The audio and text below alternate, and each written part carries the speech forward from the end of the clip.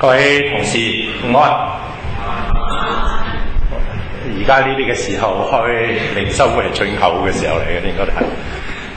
或者講好簡單介紹一下，但係聽日咧我就會詳細嚟到講。我係其實我教書就唔知教6年嘅，睇下教咩書。我教中學咧，我教咗4年；教神學咧，其實係教咗成20年㗎啦，應該就。所以一方面咧，我係一個教會嘅牧師，但係另一方面嚟講咧，同樣我亦都係一個神學院嗰裏邊咧繼續嚟教。就唔單止係一間神學院，我教過4間神學院咁都係佢哋一啲 agent 喺個當中嚟到教到。咁我聽日咧就會詳細嚟到同大家分享點解我教下唔教咧咁樣。但係今日喺大家嘅當中咧，我就好想集中介紹一下我自己，從一個冇自由嘅人點樣去揾到一個真嘅自由。我想問一問在座中有幾多人係中國大陸出嚟嘅？咁我舉手。有冇啊？中國大陸出嚟 OK。不過我相信咧，你哋都係幸福，即係比較幸福嘅一群。我係中國大陸出世，我爸爸係國民黨嘅官。咁喺49年廣州解放前咧，其實一家6口咧，我哋全部已經去咗香港。主要係因為佢係國民黨嘅官，明知道廣州一解放之後咧，人哋唔會放過佢嘅，所以咧一家6口4兄弟姊妹加埋我嘅爸爸媽媽，我哋已經到咗香港。可惜當時我哋去香港嘅時候，就以為共產黨咧嚟一嚟就走㗎啦。而特別國民黨嗰時咧又話咧1個禮拜就反攻，咁1個禮拜就反攻，帶咁多嘢做乜啫？咁所以咧係好簡單，帶咗啲好簡單嘅行李，好簡單嘅衫褲，帶咗啲錢，咁就走啦。連有啲嘅首飾都冇攞，咁就走咗嚟香港，好急嘅，個招係非常急。咁點解急咧？我爸爸係發咗個夢，夢中咧係有人話俾你聽，蘇小啟你仲唔走啊？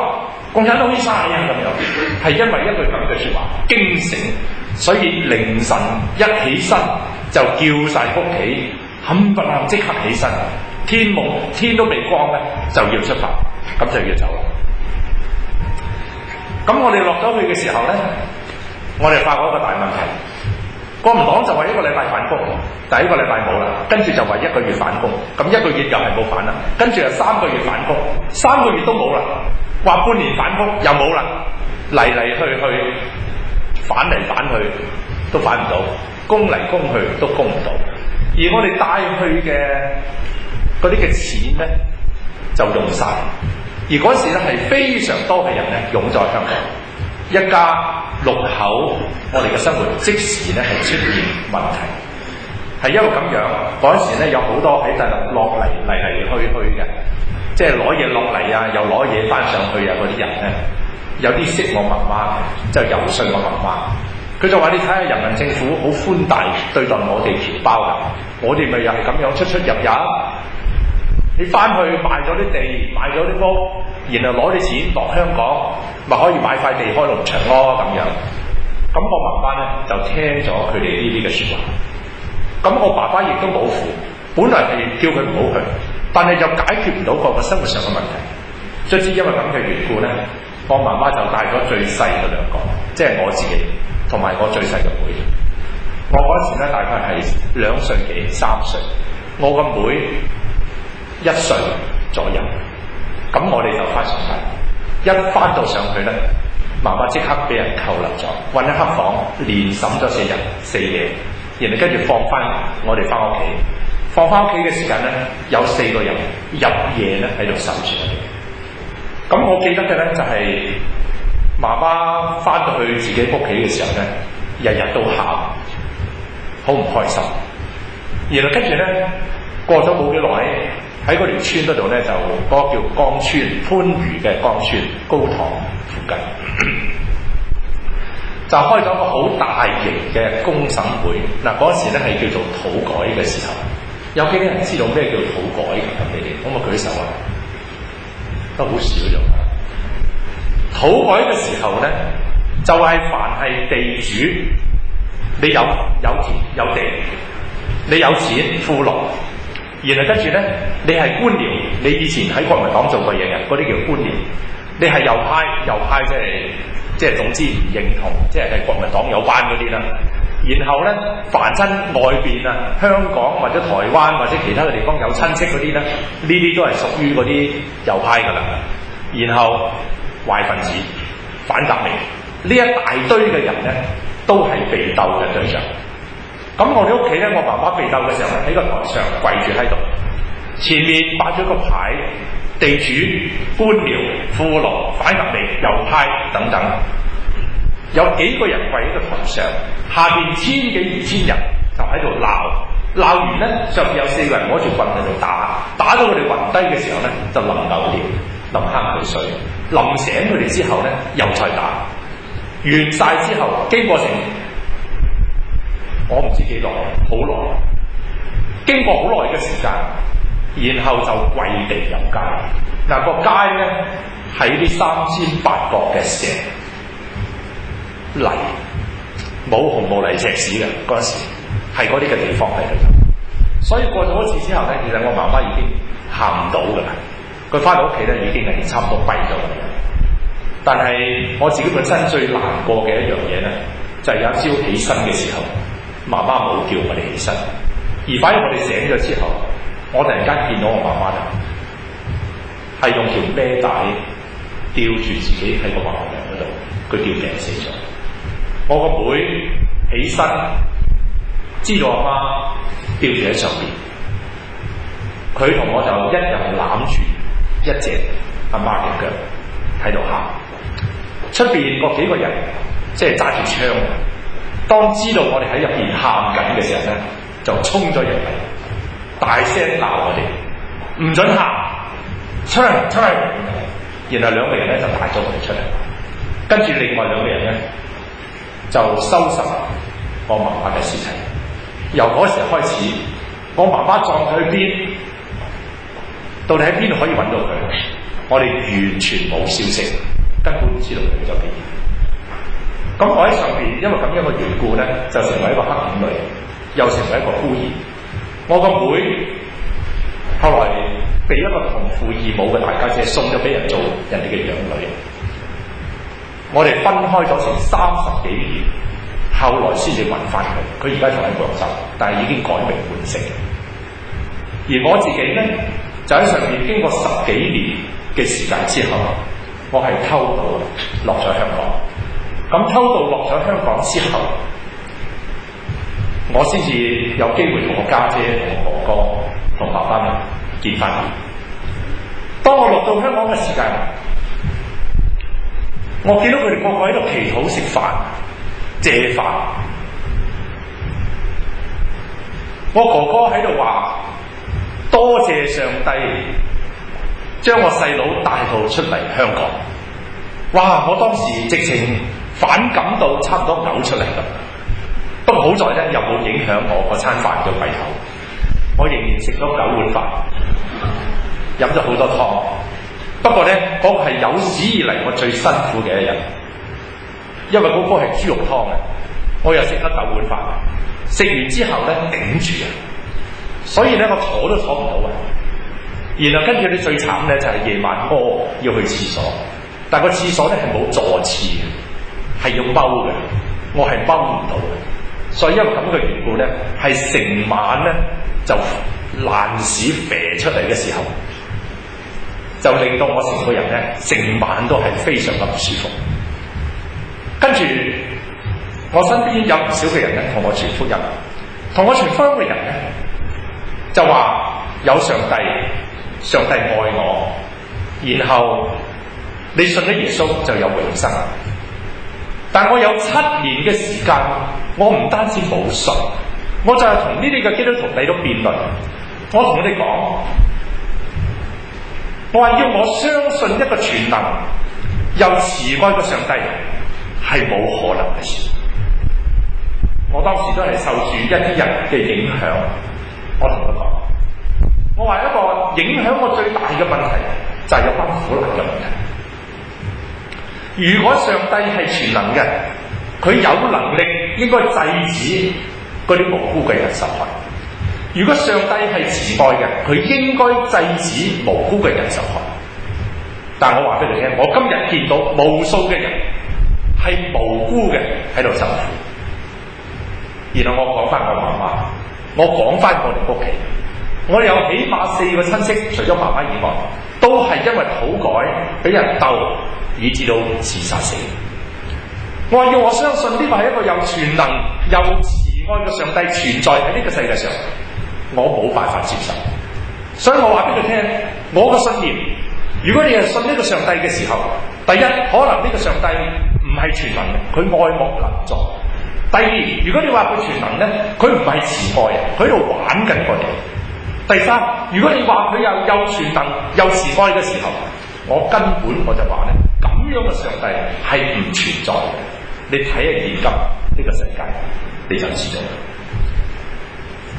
我冇諗到，即係我曾經同好多基督徒喺度辯論嘅時候，我令到有幾個同我傳教嘅人，後來都唔去教會，後來唔信啊！我好引以為榮，我話唔信係啱嘅，但係點知經過7年嘅辯論，神並冇放棄我。辯嘅時候，佢俾我越嚟越睇得見，我以前堅持嘅迷而不信，無論你點講，我都係唔信。實際上，我亦都係諗唔通，呢個世界點嚟？我係冇一個答案。你話係一個宇宙體而嚟，宇宙體點嚟？係星塵嚟，而星塵又點嚟？係冇一個真係最終嘅答案。然後冇規律嘅一個偶然，點樣可以產生有規律嘅呢個宇宙呢個世界呢？我係冇辦法能夠解答得到嘅。然後跟住冇生命係可以變成有生命，低等動物可以變成高等動物。呢一個過程嘅本身係因為由頭到尾我哋冇辦法能見到佢重現啊！所以咧，我都話我以前嘅信念，我係跳落去一個跳躍嘅信心嚟去接受。但係實際上對我嚟講，影響最大嘅係苦難，呢一個嘅問題係棘住咗我。但係我冇諗到，神佢竟然好幽默，拗咗6年幾嘅時間，佢竟然預備咗一個苦難比我更多嘅。有一次係出現咗講見證，而佢講完見證之後，係令到我自己本身突然之間，我開始羨慕佢嗰個嘅人生。呢一個嘅人，佢又係大陸偷渡出嚟。呢一個嘅人，佢父母又係黑警女，而且仲黑。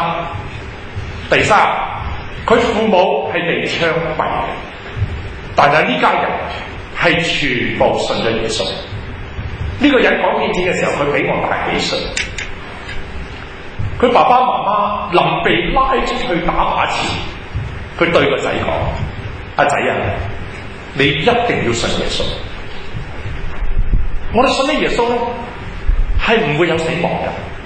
縱使我今次去，你見唔到我都好啦，我只不過係移民，我去一個更好嘅地方嘅啫。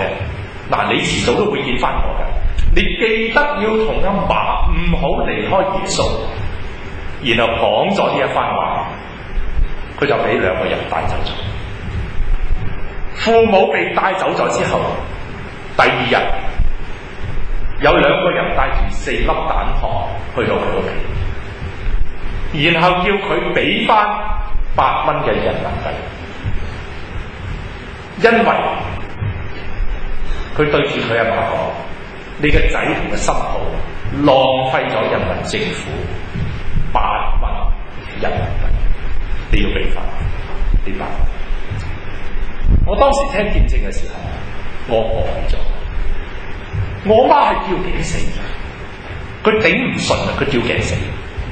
但係佢係被槍斃，而槍斃咗之後，竟然仲要攞住4粒子彈嘅彈殼去佢屋企，要攞翻啲錢。我難以置信。完咗聚會嘅時候，我問呢一位嘅朋友，呢個弟兄，我話點解你仲會信耶穌？你唔覺得上帝對你好殘忍咩？你唔覺得上帝對你爸爸媽媽好殘忍咩？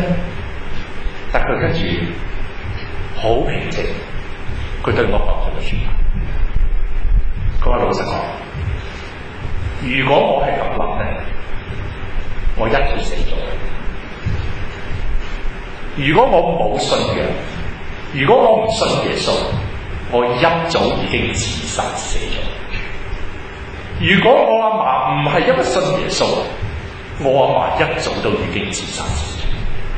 但係就係因為我哋係信耶穌，耶穌講過佢點樣復活，我哋都要點復活。伸冤在佢，佢必報應。所以因為咁樣，我哋無需要為自己申冤。哇！佢講完之後，佢跟住同我講，佢話：我睇到你都知有類似經歷，你係咪都好辛苦啊？曾經有段時間，我跟住就將我媽嘅經歷同佢講，佢話咗俾我聽，聽先。OK， 佢嘅講咗句説話，呢句嘅説話咧就係佢話佢聽完我爸爸嘅經歷，佢好同情我哋一家嘅經歷，但佢話俾我聽，我希望你盡快信耶穌。如果唔係嘅時候，我好驚你嘅惡一生都唔清楚。但你信咗耶穌嘅時候，你完全會改變。我嗰時咧係半信半疑，但係另一方面嚟講，我真係好羨慕佢嗰個嘅生命。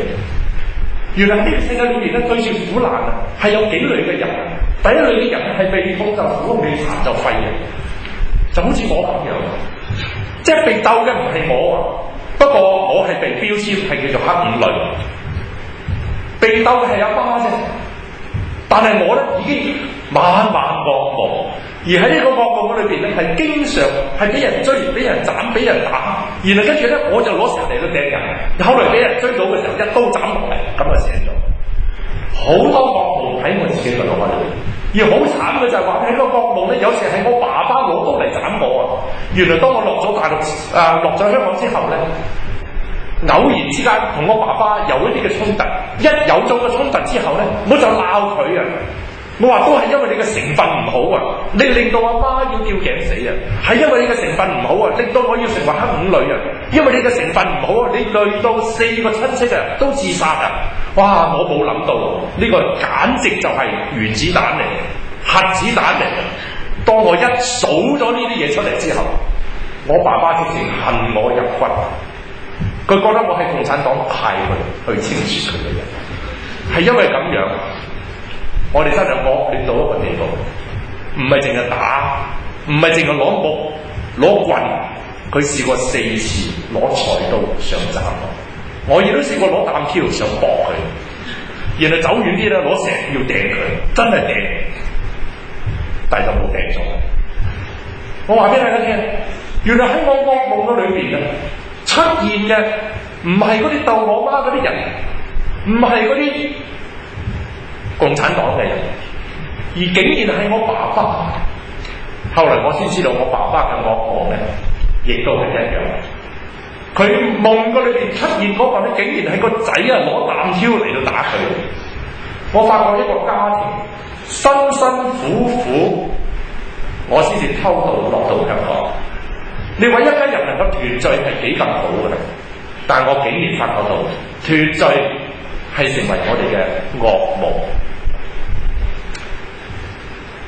因為咁樣，我對嗰個弟兄嘅建議，我心裏邊開始有好唔同嘅睇法。第二類嘅人係控親都苦，殘親都廢，就我媽。但係第三類嘅人，我真係好羨慕佢，痛都唔苦，殘都唔廢。呢個弟兄勞改過、下放過，成20年嘅時間，但係唔單止佢冇自殺，佢反而活得更加豐盛。而家周圍出嚟同人講見證，我真係為咗佢嚟到感恩。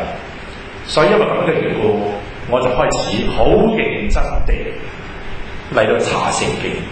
我以前查聖經咧，係勾嗰啲嘅問題出嚟，由創世記一路去到啟示錄，我就勾嗰啲嘅問題難雜症，然後問到人咧啞口無言為止。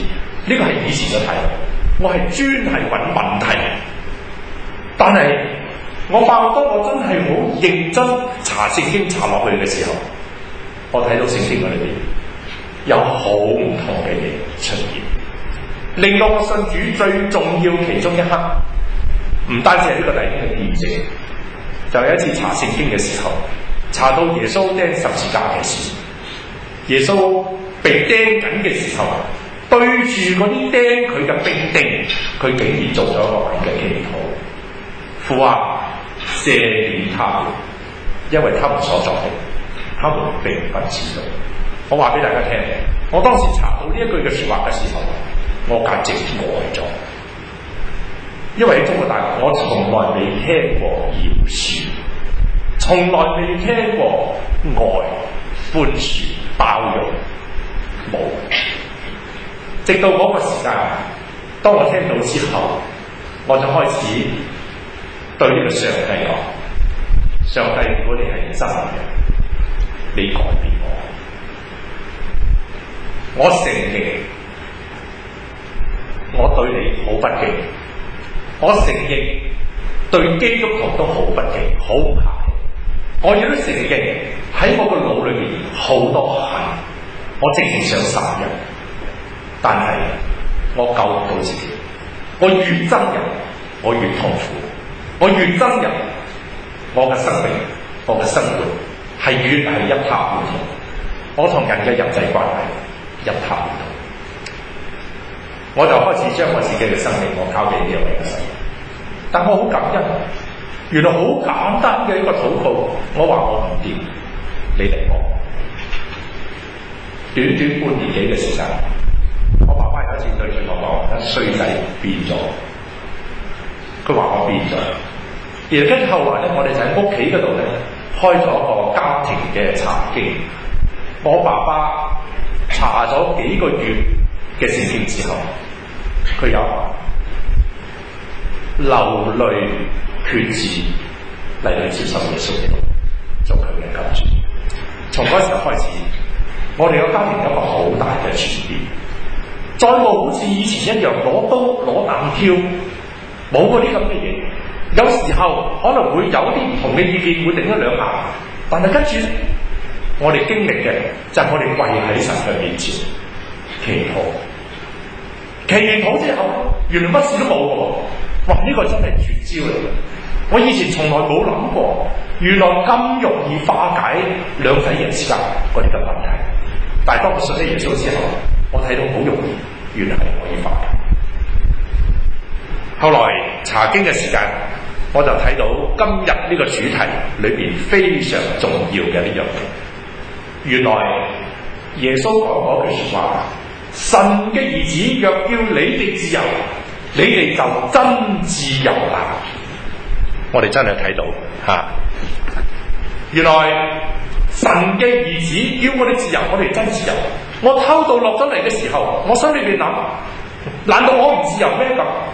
但我發覺到原來我喺大陸，我冇嘅自由係去做嘅自由。但係當我偷渡落咗香港之後，我冇嘅自由係唔去做嘅自由。咁咩叫做唔去做嘅自由呢？我冇自由唔去憂慮，我冇自由唔去憎人，我冇自由唔去諗埋嗰啲唔三唔四嘅嘢，我冇自由控制我自己嘅私欲，我冇自由唔去鬧人，唔去發脾氣，我冇自由唔去自卑。我今日咧特別就係同大家分享幾種嘅自由，係我信咗耶穌之後，我深深體驗到嘅。第一類嘅自由係不自卑嘅自由。自卑感係咩意思呢？嗱，我想問一問大家，有幾多人曾經試過同人比嘅？今日收咗信封咧，真係好用，好大嘅誘惑，話俾大家聽。呢一種嘅誘惑，哇！你係第一級咧，第二級咧，第三級咧，第四級咧，第五級咧，第六級咧，好大嘅誘惑，係咪咧？有幾多人試過同人比較嘅？讀書嘅時候同人比過成績㗎，出嚟嘅時候比過即係學位啊或者乜嘢？可唔可以舉手啊？ honest 啲啦，不如嚇我做過啊，因為我OK 運動嘅時候就係俾嗱呢個係俾，仲要話人俾人，跟住點啊？俾死人，氣死人。實際上，我由大陸偷渡去咗香港之後，呢個對我係一個好深好深嘅感受。我14歲幾，我先偷渡去香港。我去到香港咧，我 ABC 都未讀過。我喺大陸讀書，我唔使點讀，但係我全部都可以考得最好，100分，100分。我年年都可以考得好。我啱啱我個妹上個禮拜嚟我屋企，佢再同我講翻，佢話阿姑媽，即係後來我投靠阿姑媽。阿姑媽話我咧係全校嘅人當中好特別嘅一個，點解咧？係最中意考試嘅。原因喺邊咧？因為我考試考完之後咧，係出去飛埋個法翻嚟，人哋都未考完。呢個就係我好中意考試，因為好快搞掂。但係搞掂咗之後咧，係好高分嘅，咁大家就可以知道。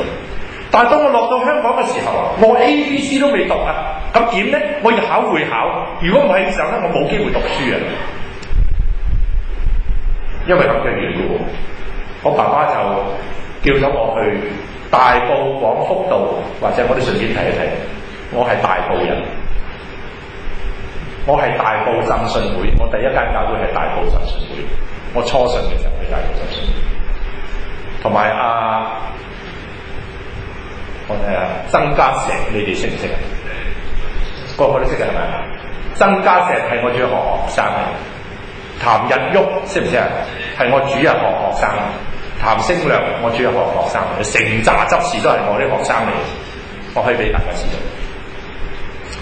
嗰個時間咧，佢就叫我去補習。我就喺廣福道4喜茶樓隔離2樓有一個大肥佬嗰度咧嚟到補。嗰時要補英文係點補嘅咧？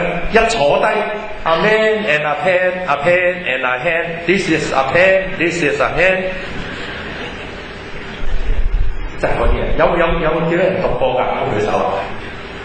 即係證明你哋都係啲咩70後啊、60後啊、80後啊、90後嗰啲啦嚇，一個都未讀過嗰啲人。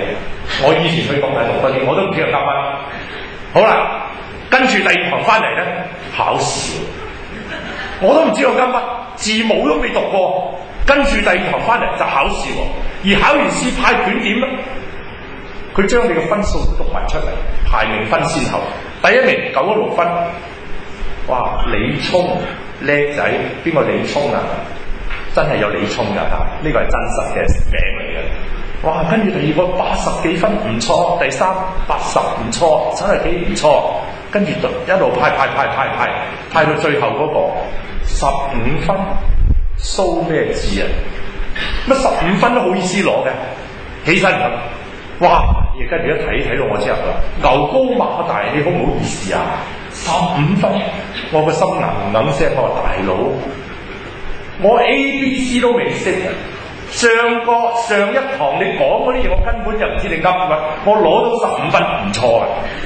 但係我亦都話俾大家聽，我係從來未俾人咁羞辱過。我當時咧，如果有個窿喺個地下嗰度咧，我就捐咗佢走咗。我係要企住喺度，一句聲都唔敢出，面都黑晒、紅晒，係俾佢喺度語。對住10幾20個嗰啲補習學生，我係俾人咁。哇！當時個心裏邊非常非常嘅難受。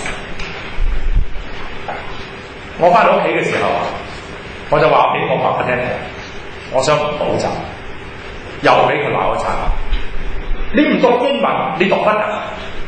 你出嚟做乜啊？做咕喱啊？做乜啊？然後跟住就話一定要啊！唔要你做乞兒啊你！係因為咁樣，我死死地地都係要嘅。結果咧，挑燈夜讀，辛辛苦苦捱咗嗰段嘅時間之後，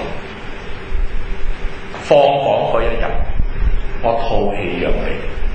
我以為我可以渡過咗呢一種俾人睇唔起嘅經歷，但係因為嗰時會考咧係賣報紙嘅，你哋知道，有幾人知道香港有一段嘅小學會考係賣報紙嘅？有幾多人有知㗎？咁我舉手啊！真係冇一個知咁啊！你哋我講嗰啲嘢都係你哋想啊年代嗰啲嘢嚇。我話俾大家聽，嗰一年賣報紙出嚟咧，我爭啲攞住嗰份報紙去嗰個肥佬嗰度咧，養俾佢睇。因為我考到180名，5年都唔使交學費，我入到皇仁。哇！嗰時咧，成個人好似飛起咁樣。但係原來呢一種所謂飄飄然嘅感覺，唔係維持好耐。當我入咗去之後，好煩，又再自卑。原來個個都係咁入。原來入咗去之後咧，原來你係要墊底㗎，係要墊底㗎。最近香港有啲人咧就係討論緊，應唔應該保留女校、男校，還是應該咧鼓勵佢哋全部男女校？調查嘅結果真係好得意，大部分嘅男仔咧唔係太中意男女一齊，佢哋希望男校。嗱，呢個係偏向大部分啦。但係大部分嘅女仔就中意男女校喎。你知唔知個理由係乜嘢咧？哇！其中一啲人嘅理由真係石破天驚啊！其中一個女仔對住個電視台嘅記者，佢咁講：哇，梗係男女校好啦，咁樣我咪有男仔墊底咯，咁樣。哇，原來係咁樣嘅意思嘅，所以佢中意男女校啊。培正我唔知係咪男仔墊底㗎嚇。嗱，大部分咧學校都係男仔墊底嘅多，女仔咧特別，我諗去到中學咧都係女仔嘅比較乖一啲，女仔比較醒一啲、勤力啲可能。所以咧變咗男嗰啲咧就係下邊嗰度，人比人比小人。我記得我嗰時咧入到去嘅時候咧，嗰種嘅自卑感又再出嚟。然後你以為努力之後就好啲，冇佢咁又係。原來好多嘅時候，你考第2都好啦，你可能都會有自卑。原因一啲咧，因為有個人考第1，佢叻過你。原來自卑感唔在乎到你有抑或冇，自卑感係在乎你用乜嘢嚟到睇你自己嘅價值。嗰啲嘢係咪真係非要不可？我後來就係因為各種唔同人之間嘅比較，考又同人比較，游水又同人比較，運動又同人比較，音樂又同人比較，讀書又同人比較，樣樣嘅嘢都要同人比，而帶嚟嘅結果就係自己唔開心。但係我發覺到信咗耶穌之後，耶穌喺聖經裏邊俾我嘅答案，直接帶俾我哋有一個出路。我哋一齊讀一讀詩篇113篇7到8節，一齊嚟。他從灰塵裏抬舉貧寒人，從糞堆中提拔窮乏人，使他們與王子同坐，就是與本國嘅王子同坐。喺呢段嘅聖經嘅當中，佢話俾我哋聽，你覺得你自己好冇價值咩？好渣咩？渣成點啊？聖經用一啲好極端嘅例子。縱使我哋今日連住嘅地方都唔見得人，唔話得俾人聽。你喺邊度住啊？我喺屎坑，我住喺屎坑。你住喺垃圾房，鋪張紙皮喺垃圾桶嗰度住，喺嗰度瞓。嗰啲垃圾車喺嗰度瞓。縱使我哋遇到嘅地步係喺灰塵裏邊瞓，喺灰塵裏邊住，喺糞堆嗰度住，喺糞堆嗰度生活，我哋係一錢不值都好。但係神話俾我哋聽，神係要將我哋從灰塵糞堆裏邊都提拔抬舉，然後叫我哋咧係與王子同坐。呢個王子係咩人？就係耶穌基督，係神嘅兒子，就係與本國嘅王子同坐。第二段嘅聖經創世記嘅1章26節，呢一段嘅聖經帶俾我一個好大嘅一種啟迪。我哋一齊讀，神說：我們要照着我哋嘅形象，按着我們的樣式做人，使他們管理海裏嘅魚、空中嘅鳥、地上嘅牲畜和全地，並地上所爬的一切昆蟲。喺呢邊嘅聖經，按照希伯來文嘅原文，我哋要照住我哋嘅形象，唔係一個 physical 或者真正肉體嘅樣，而係按在內在嗰種嘅形象，包括佢嘅慈愛、公義、各方面嘅信實等等呢一啲，然後按照佢嘅樣式嚟到去做人。做人嗰個人字呢係單數嘅，你可以將佢翻譯Adam呢個字呢係翻譯成為每一個人。神話我要照住我哋嘅形象，按照我哋嘅樣式，我哋裏邊嗰種嘅美、嗰種嘅屬性嚟到做每一個人。係乜嘢意思呢？係每一個都 handmade 嘅，佢唔係做一個餅人，然後吸晒我哋出嚟。佢係做我哋每一個咧都係咁獨特嘅，係獨特到一個地步係乜嘢呢？係冇任何人好似你一樣。我想問大家，有嘅人相信全世界只有你一個係你咁嘅啫，包括到你嘅 DNA， 包括到你嘅性格，包括到你嘅樣，包括到你各方面嘅嘢，係得你嘅啫，冇第二個噶啦。有幾多人相信咁都信？60幾億喎。有幾人相信你嘅指模淨係你嘅？咁我舉手，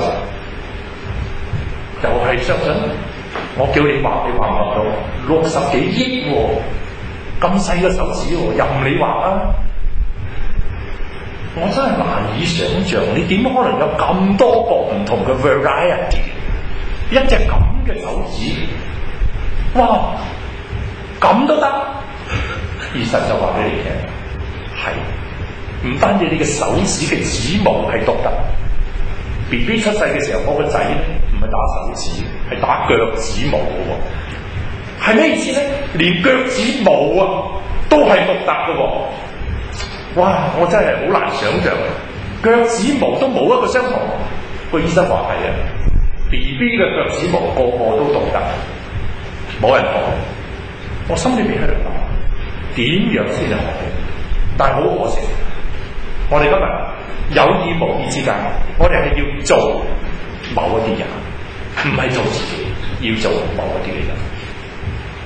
喺我認識咗呢一啲嘅經文之後，對我有好大嘅提醒。我特別睇到羅馬書5章7、8、9節嗰度話，為人死係少有嘅，為人死或者有咁作嘅，唯有基督喺我哋仲做罪人嘅時候為我哋死，神嘅愛就在此向我哋顯明。我心裏面諗，到底我係邊個？點解值得神嘅兒子耶穌佢去為我死？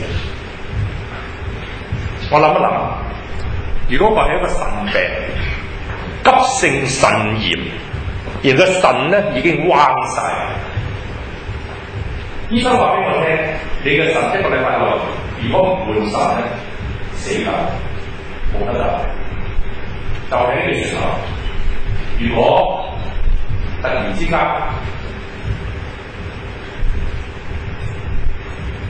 澳門特區政府嘅行政首長話俾你聽，佢想捐個腎氣，然後胡錦濤哇即刻就透過呢一件新華社中聯辦呢邊都有中聯辦又話俾你聽，佢又想捐個腎氣，哇咁難得嘅一樣嘢，連澳兵話都整咗個地步嘅。佢話佢知道你嘅腎就嚟彎佢想坐空不停，即刻飛過嚟捐個腎俾你。嗱，我想問大家，如果呢個係真嘅話，有幾多人覺得受寵若驚嘅？我舉手。我諗係咪正常？受寵若驚係正常。你會唔會覺得自己冇價值、冇用？不如死咗佢！你唔會嘅。哇！我係邊個？哇！點解咁多人為捐腎俾我？而呢啲人咧係好出名嘅人，係係好重要嘅人。老實講，頭先我講嘅假設咧係永遠會發生，但係有一個假設，我唔係叫假設，有一個事實已經發生咗。呢個事實係咩咧？就係主席嘅主席，總統嘅總統，皇帝嘅皇帝，創天造地嘅主，宇宙嘅主，耶穌佢曾經係我哋嘅神。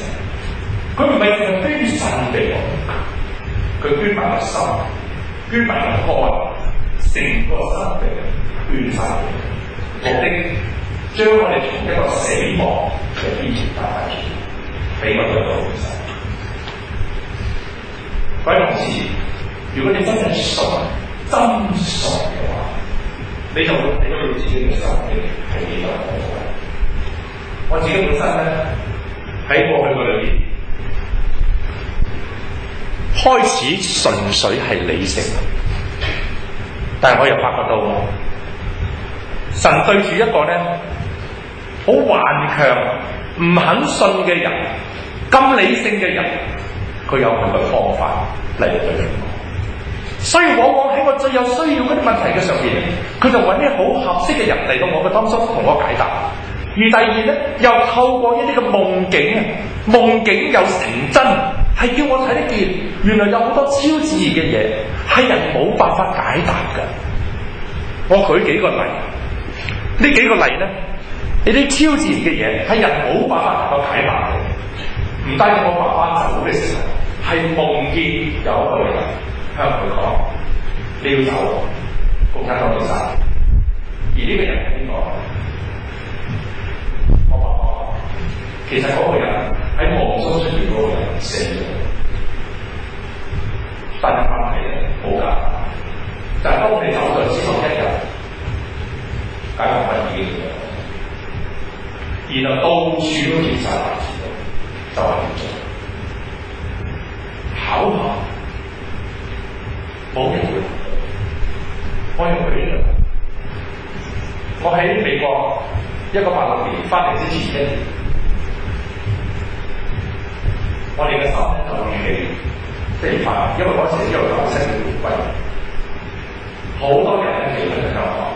我收到幾封信係叫我翻香港，因為有好多嘅測試，好多嘅教學都嚟咗。我係因為咁嘅緣故，經過禱告，特別有一日，我靈修嘅時候，喺度呢條經文一打開就出咗嚟，羅馬書9章第3節，為我嘅兄弟就我不可之神，就算我自己被咒詛，與神分離我。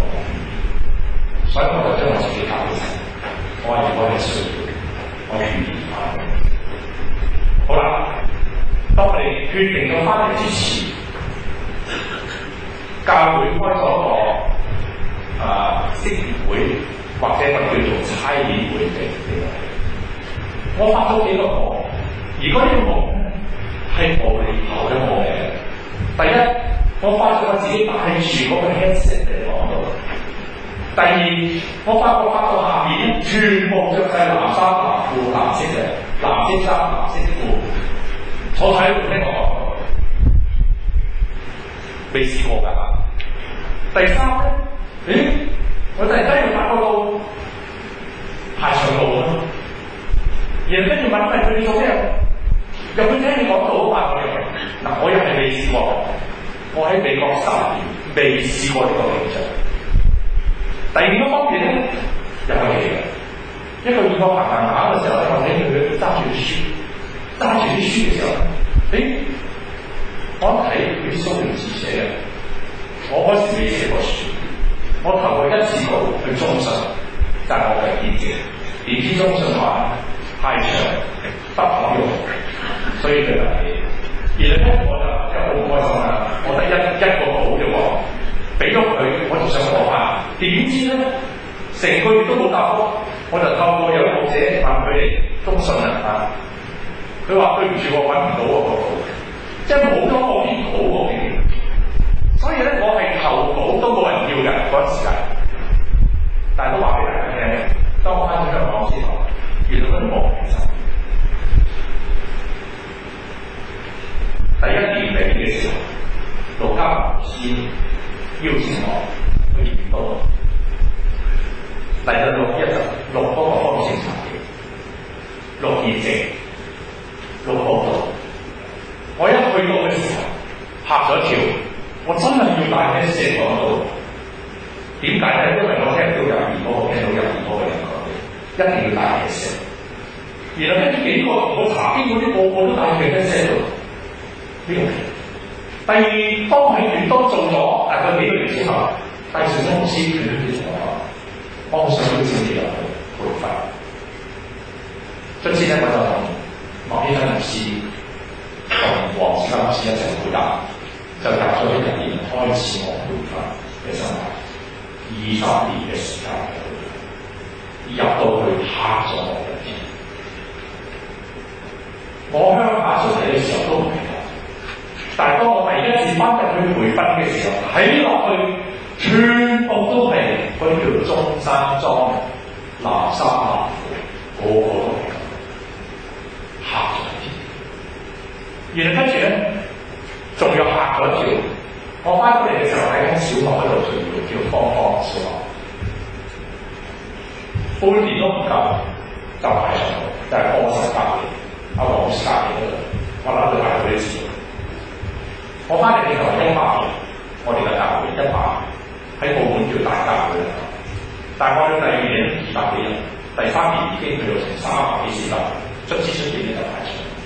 後來我哋又搬咗個地方，冇嗰度又排上過，而家啲警察上面有咩擺咁樣。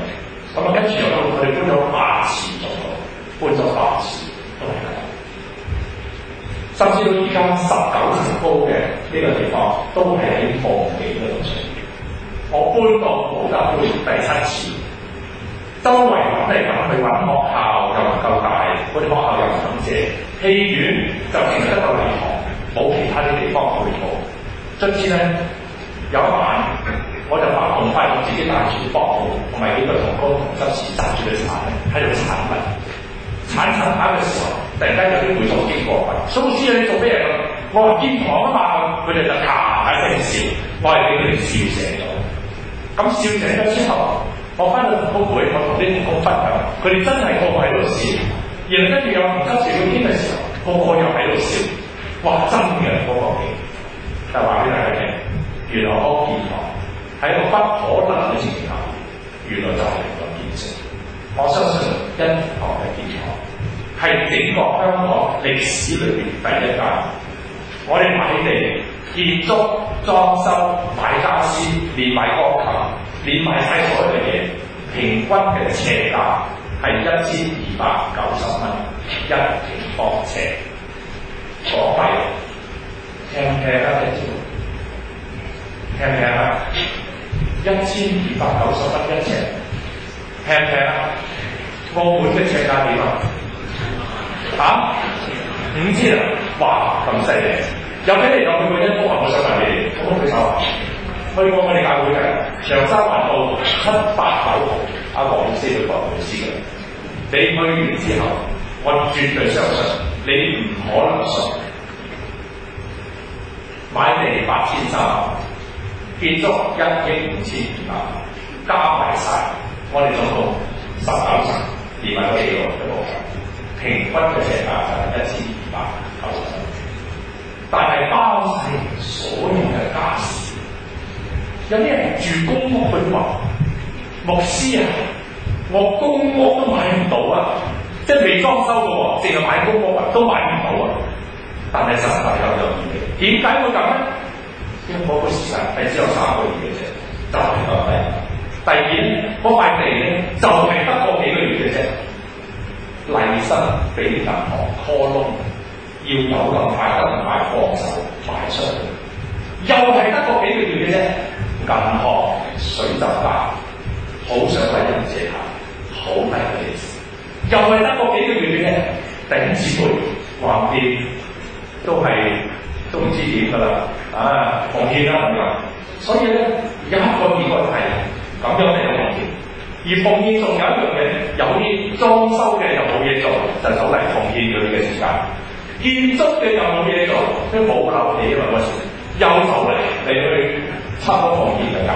哇！我哋發覺到好多嘢咧係萬事互相效力，就係咁樣俾我哋。所以係弟兄姊妹嘅參與，令到成個夢境變成真。弟兄姊妹自卑不在，係因為神睇得起我哋，佢已經預備晒一切，我哋根本唔需要擔心。跟住第二樣嘢，好想大家嚟到睇，係不憂慮嘅自由，唔憂慮嘅自由。我哋一齊讀彼得前書5章7節。你們要將一切嘅憂慮卸給神，因為他顧念你。各位同事，有冇憂慮啊？你哋有幾人有㗎？有冇舉手？我都有。就嚟要改卷呈分，然後跟住咧開始咗6級之後，你要升呢嘅係咪？繼續不斷要升呢，要出去進修，要呢有路。香港教師係面對佢哋有史以嚟最大嘅壓力，原因喺邊咧？唔單止個電腦嘅 PowerPoint，佢哋冚唪唥要自己搞啊，冇人理你嘅。第二樣嘢咧，通識啊，唔係個個識啊，係個個都唔識啊。但係你搞掂佢啦，冇課程冇成嘅，但係你就係要教。教師自己都未作備，但係佢就要教人，你點搞啊？我哋發覺到係最烏龍嘅一樣嘢，係培訓教育學院又未有，乜都未有，冇教過嘅，但係竟然咧就係咁樣。所以咧呢個係我哋一個最大嘅問題。但係喺呢段嘅聖經嘅當中，佢叫我哋將一切嘅憂慮點啊卸俾神，因為佢顧念我哋。我舉一個例，就係我哋坐火車嘅時候，我哋擔住200斤嘅嘢去坐火車。我想問下有啲人坐咗火車之後，你仲擔住200斤嘅嘢喺度坐火車，好舉手。冇嘅。有幾啲人將佢買低㗎？好舉手。個個都會買低，點解？冇人會話：哎呀，佢都俾我上火車啦，唔好增加佢個負擔啦咁樣。因為你擺咗落嚟，卸咗落嚟，你唔會增加個火車嘅負擔。你仍然擔住咧，你都會減少個火車嘅負擔。神何止火車咁簡單？我哋嘅神，佢就話俾我聽：你卸咗俾佢，佢會記起。我哋一生人嘅裏面，好多大大小小唔同嘅一啲嘅憂慮，成萬嘅會眾，離婚嘅問題、精神病嘅問題、自殺嘅問題、欠債嘅問題、破產嘅問題，嚟到我度，我都係求你嘅神，學一招寫太極，寫俾神教你。但係我哋係咪？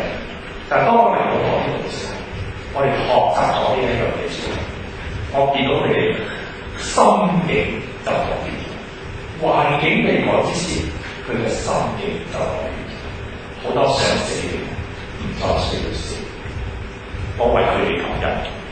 最後一樣嘢，我哋希望再來饒恕同埋接納。呢個福音對我最大嘅一個經歷，就係我同我爸爸之間嘅和好。耶穌嘅饒恕令到我知道真係成為一個過來。原來我啱啱講饒恕人嘅時候，最辛苦係我自己。我哋一齊睇一睇呢節嘅聖經。聖經話：你們饒恕人的過犯，你哋嘅天父也必饒恕你們的過犯。一齊讀啊！你們不饒恕人的過犯，你們的天父也必不饒恕你們的過犯。耶穌俾咗個範例。第二，耶穌俾咗個經歷你。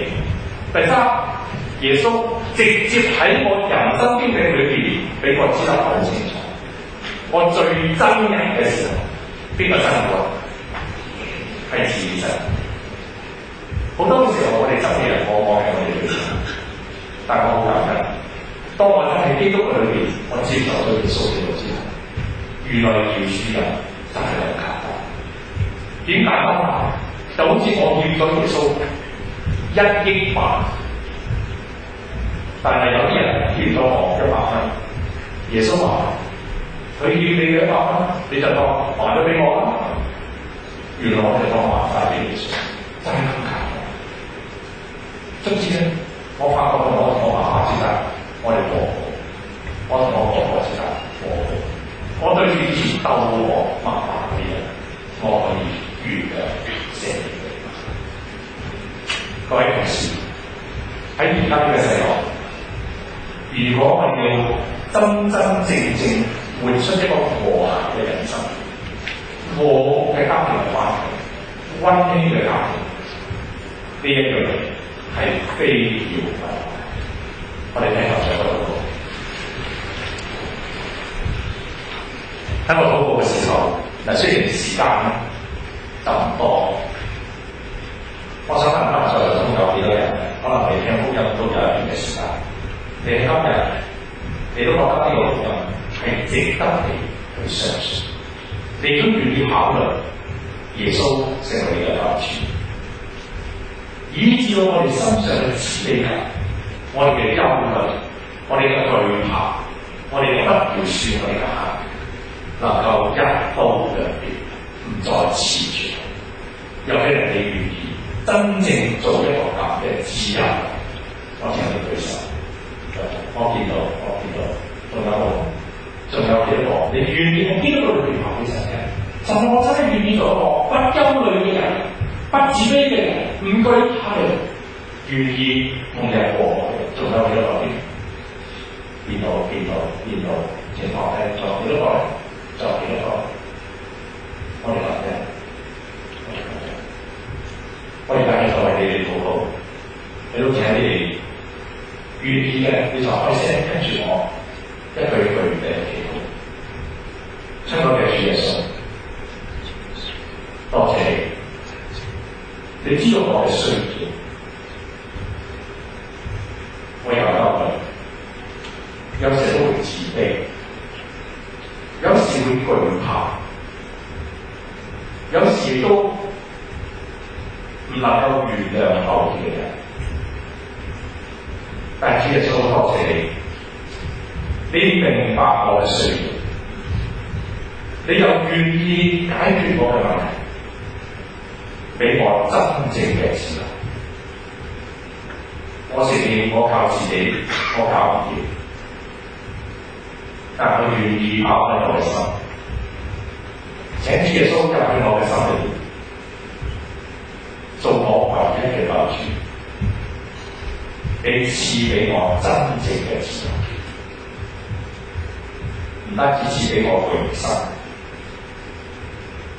仲賜俾我豐盛嘅人生。多謝你，因為我咁樣祈禱係奉主耶穌嘅名。我哋感謝神。